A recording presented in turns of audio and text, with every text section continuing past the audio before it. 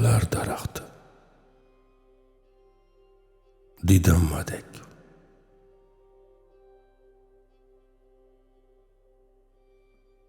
Bir dori ichsam bo'lar edi deb o'yladim.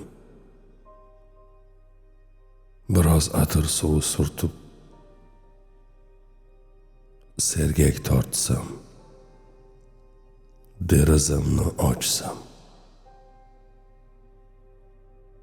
shu so'nggi satrni yozdim.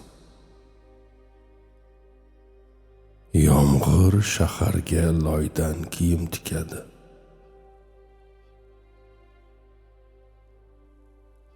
Va biz hammamiz shu loy kiyim ichida zerikib qoldik. Yomon chiqdi. She'rga bunday boshlang'ich bo'lmaydi. Ichki ovoz dedim o'zimga. Ketidan chaqmoqning ovozi. Bema'ni iljaydim eshitib. Oyshajon vazoning chilchilini chiqarib endi tuzatchi derdi otasiga. Hayotimning singan bo'laklarini bir-biriga yopishtirsam ham choklaridan suv sizardi.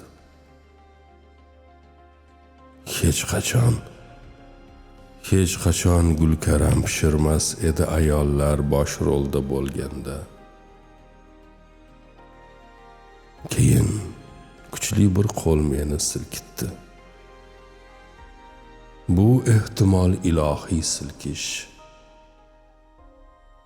Qancha ohlarim to'kilib tushdi shoxlarimdan, hisoblay olmadim. Go'yo yuzlab yashil ko'zi bor zaytun daraxtidek ko'p narsani ko'rib qo'yganday, ko'p narsalar boshdan o'tganday, dedim keyin.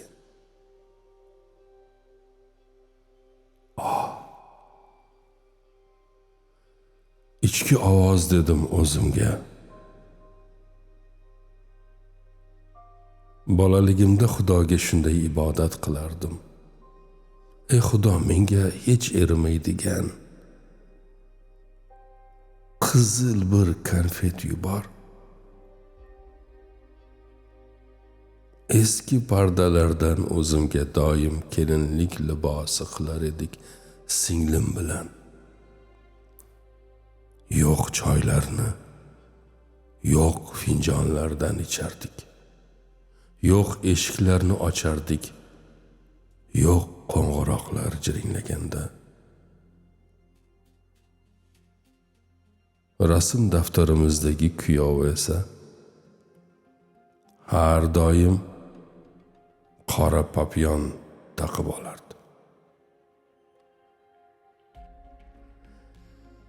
7 kunda yaratgan dunyomiz. Agar pastel bo'yoq hidi anqisa biz baxtiyor edik. Va hozir Xudoga shunday ibodat qilaman.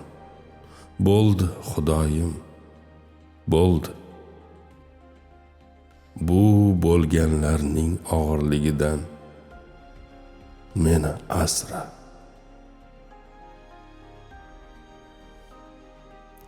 Bir paytlar yo'qolishni xohlagandim. Eshik ortida yo'qman degandim. Divan ostida ham yo'qman. Hayotning o'rtasida meni hech kim topolmasdi. Xudo ortiga yashirinsam, hech kim meni ko'rmasdi. U ulug' edi. U eng ulug' edi. Bir qizchaning hayollari qadar. Bir paytlar o'zimni nodir Hind matosi deb bilgandim. Qancha metr edi mening yo'qligim, o'zimdan ko'p deb o'ylardim yo'qligimni. Mening yo'qligimdan dunyoga bir kiyim chiqadi deb o'ylardim. Dunyoning yalang'ochligidan uyalmay, nihoyat men ham o'rganib qoldim. Dedim keyin.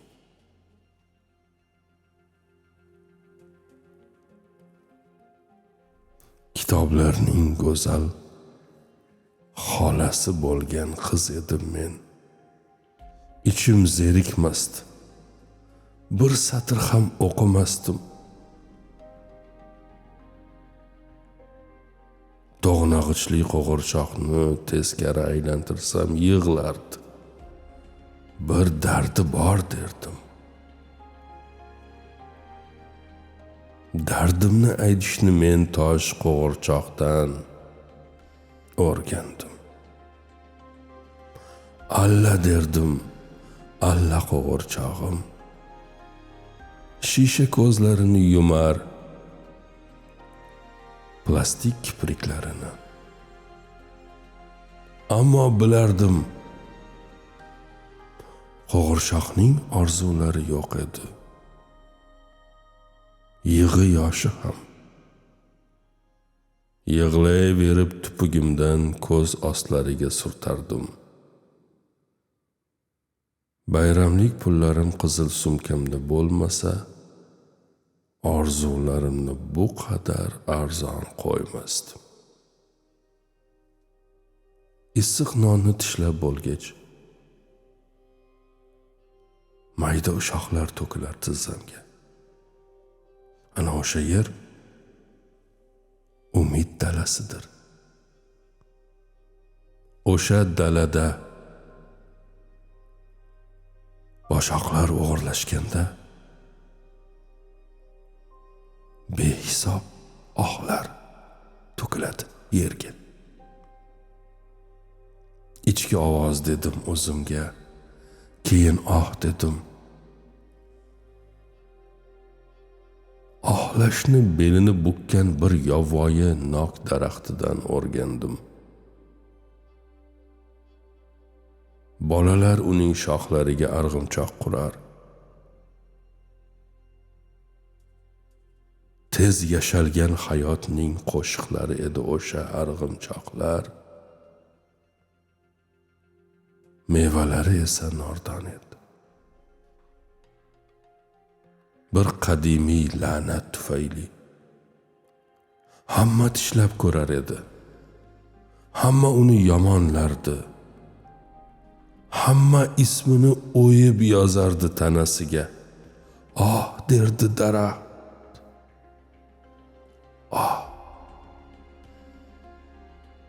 Odamlarning xotirasi pichoqning uchida edi. Odam unutuvchidir. Va odam unutilishga mahkumdir. Yovvoyi nok ohlarning daraxti edi. Yoshlari o'tib borayotganlarning, e'tirof etilmagan sevgilarning, uyda qolib ketgan qizlarning. Yovvoyi nok ohlarning daraxti edi.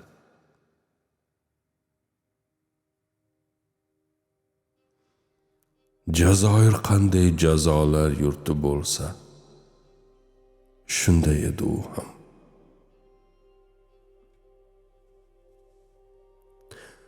Etimologiya haqida o'qigandim. Bu qadimgi Eti qabilasidan qolgan vaqt o'lchovi emish. Va agar adashmasam,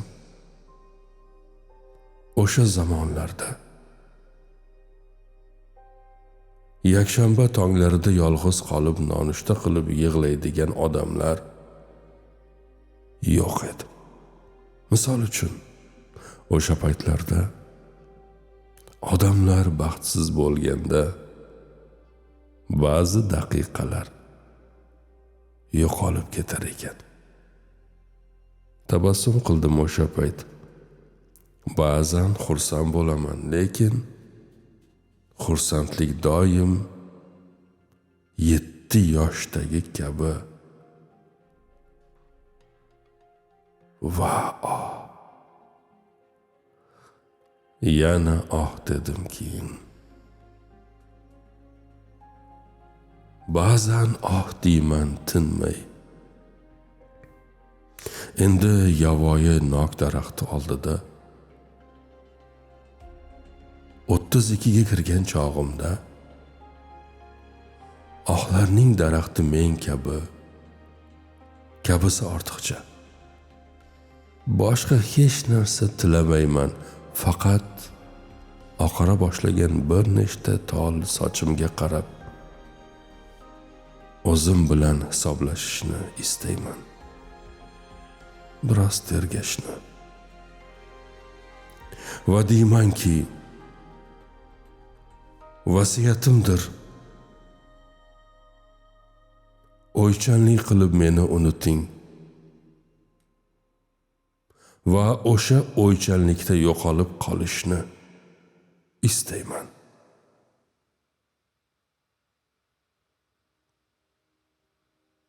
Qog'oz terib yurardi har tong lo'lilar ot aravalarida. Bir ustiga chiqib yotar iflos, qirqib tashlangan sahifalar. Hayron bo'lardim. Qog'oz sahifalari ko'proqmi? Kattaroqmi? Yoki ayol sahifalari? Bir paytlar g'azabim meni doim sinovga qo'yardi. Qip-qizil yollarim terlab peshonamga yopishib qolardi.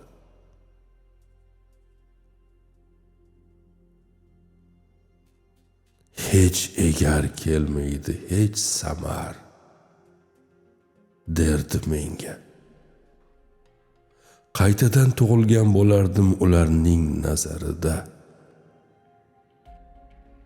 Meni o'ldi deb bilishganida. Faqat sahifalarda yugurayotgan kuchli ot edim. Vasiyatimdir. Meni ko'taradiganlar eng kuchlilardan bo'lsin. Ahdim bo'lsin.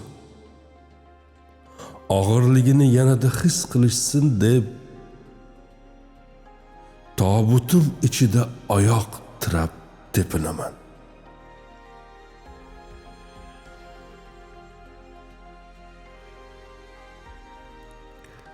Bizning uyning qarshisida bir ko'l bor edi. Moviy ko'zlari bo'lgan, tetik, qora qosh bir shahar ichida yillar davomida yashadim. Yashagan ekanman. Ey jamoat, sizchi? Bolaligingizni qanday deb bilardingiz? O'ldirganlaringizning janoza namozini o'qish qanday edi? Bahorda bog'dagi daraxt birinchi 3 ta olcha berganida onam xursand bo'lgandi. Yaxshi eslayman. Degandi. Go'yo unga 3 ta qizil olma tuhfa etilgan edi. Onam xursandchiliklarning ayoli edi. Xursand bo'lganimda onam kabi qalbimning tokchalariga rang-barang murabbolar terib qo'yaman. Onam xursandchiliklarning ayoli edi. Issiq ovqatlarning ham. Uning boshiga qo'yilgan o'sha sovuq toshni har safar qo'lim bilan silasam, tosh go'yo ozgina isinib qolgandek bo'ladi. Ichki ovoz: bu mavzuni yopaman. Oshxonaga kirib pomidor sho'rva pishirdim. Ancha vaqtdan beri yetim bo'lgan oshxonada derazalar bug'lanib yig'ladi. Ko'z yoshlarini pardalarning uchi bilan artdim. Ancha vaqtdan beri yetim bo'lgan dunyoga boqdim. Xudosi bilan yolg'iz qolgan odamlarga.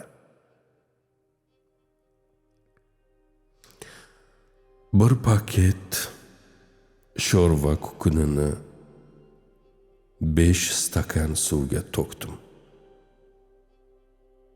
Go'yo ozroq yengil tortgandek bo'ldim. Qozonlab sho'rva pishirsam, xuddi hech kim endi baxtsiz bo'lmaydigandek.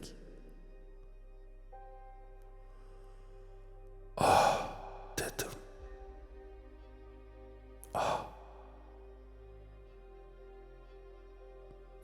Ichki siqilishim bilan olingan bu suratda biz aynan vampirga o'xshab chiqamiz. Qizil sho'rvamga non bo'laklari solib yeb olsam go'yo biroz yengil tortaman.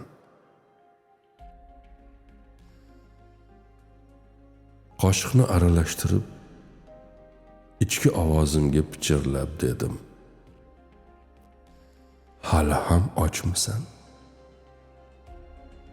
O'sha vaqtda bir poyezd o'tib qoldi. Pichoq kabi o'tkir, vovullagancha she'rimning o'rtasidan kesib o'tdi. Bas qil dedim. To'xtat bu mavzuni, bo'ldi, tamom. Yo'llar bilan jonim qon qardosh bo'lsin. Bo'ldi, tamom. Shunaqa savol berardim. Kesilgan boshlar va sariq chiroqlar bilan bu odamlar qayerga ketadi? İçimda kilometrlab cho'zilar edi relslar. Go'yo qora ilon kabi. Lekin manzil qayerda ekanini bilolmasdim. Dedim. Va tezda yo'nalishimni o'zgartirdim. İchki ovoz dedim o'zimga: endi relsdan chiqma. Oyimdan qolgan nafaqam har 3 oyda o'zini dumini silkitgan mushukka o'xshatardi. Qo'llarim xuddi katta bir qora mushukni silagandek sevinardi. Shlyapali, sarimsoq hidli ammalar bilan navbatda suhbatlashardik. Biz sarimsoq hidli uzun bir satr edik. Shlyapali so'zlardan iborat. Tishlarimiz esa chirik edi. Go'yo parchalanib ketgan so'zlardan tushgan harflarday. Biroq beg'ubor va pushti jilmayardik. Biz har 3 oyda qayta tug'iladigan bolalar edik. Nega bu navbat harakatlanmaydi derdik? Nega biz doim bir joyda turibmiz? Hayot haqida gap ketardi. Og'ir der edik. So'ng sukut saqlardik. Shlyapali ammalardan biri derdi. Keyin navbat ham shivirlay boshlardi.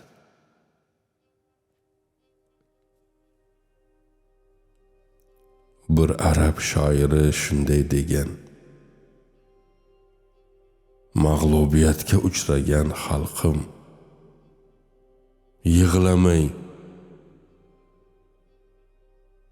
yig'lamang, chunki dardingiz kamayadi.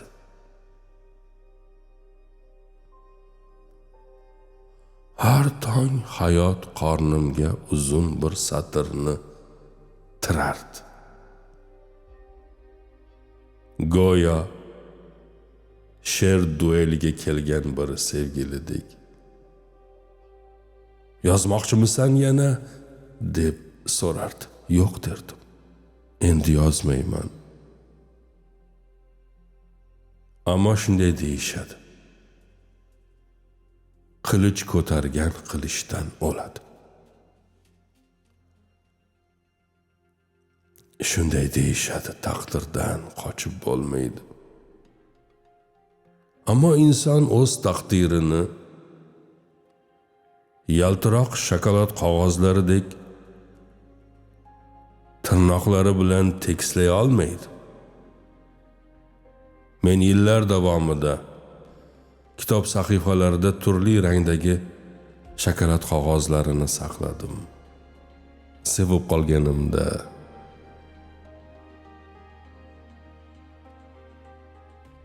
oshiq bo'lganimda, qizil taqdirim shokolad hidi anqir edi. Hayotimga endi hayot deb ayta olmayman. Sariq taqdirim har kuz mening bir parcha umrimni o'chirib bordi. Endi hayotim moviyni ham, yashilni ham to'g'ri talaffuz qila olmaydi. Kim biladi, hozir qora taqdirim qaysi kitob sahifalari orasiga yashiringan? Kim biladi? Ey Xudo! Dedim. Ichki ovoz dedim o'zimga. Boshimda shamol esardi. Boshimda shivirlar. Yuragim sekin o'ynab turardi. Qo'lim tekkanda ovoz chiqarardi. Uni boshqa odam bo'lsa, xo'rozqandga o'xshatardi. Boshimda shamol esardi. Tez harakatlanardim. Yuragimni bir shamol g'ildiragiga o'xshatardi kimdir. Boshimda shivirlar.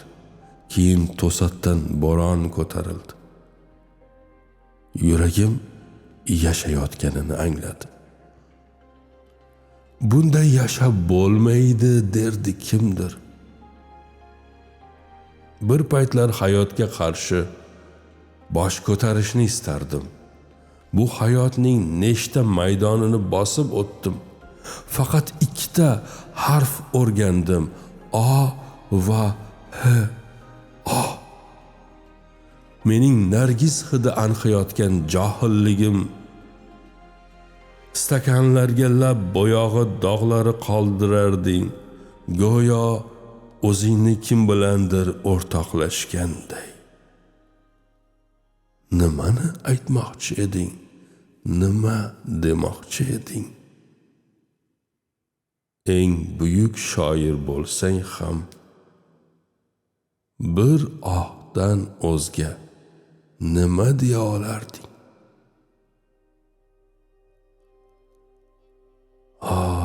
Mening nargiz hidi anqiyotgan johilligim.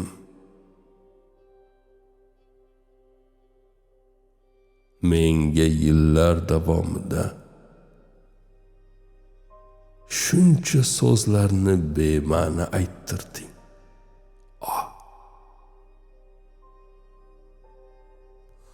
Qancha ohlarim to'kilib tushdi shoxlarimdan, hisoblay olmadim.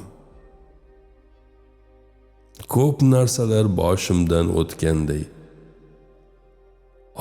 Dedim keyin, ichki ovoz dedim o'zimga, yur. Ohlarning daraxtidan sen ham meva ter.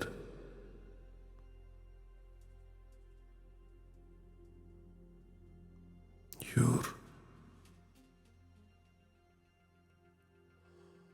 Ohlarning daraxtidan sen ham meva ter.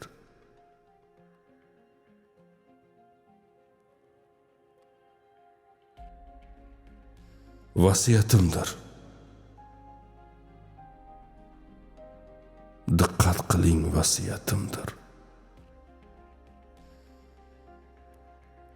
Minglab ohlarimning uvoli yerda qolsin. Yerda.